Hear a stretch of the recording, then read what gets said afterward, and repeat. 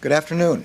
It was back in August 2021 that Attorney General Merrick Garland announced the Department of Justice would be investigating the Phoenix Police Department. It wasn't based off one major incident. Instead, it stemmed from allegations of excessive force, discriminatory policing, retaliation against protesters, violations surrounding how it treats those with behavioral health issues, and the homeless. His assistant AG explained what would come from it.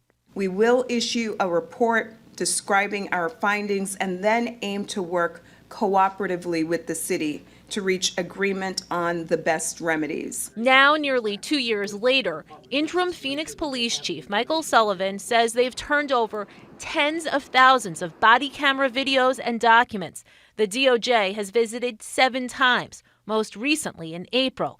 He tells me the pandemic and determining how best to turn over the requested information delayed their work. Does the DOJ investigation hamper what your plan or vision is ultimately for the department?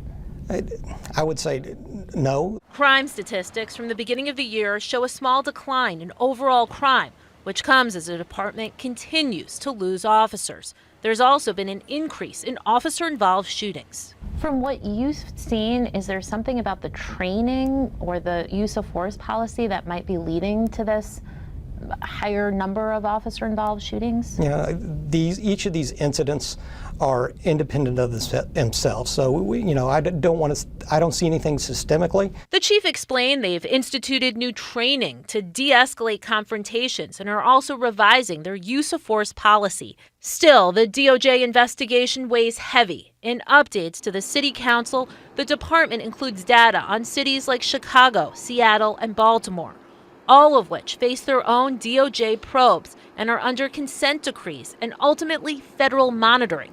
In hiring Sullivan, the city touted his experience with the DOJ in Baltimore. What it meant is going to federal court on a regular basis, reporting our progress to a federal judge.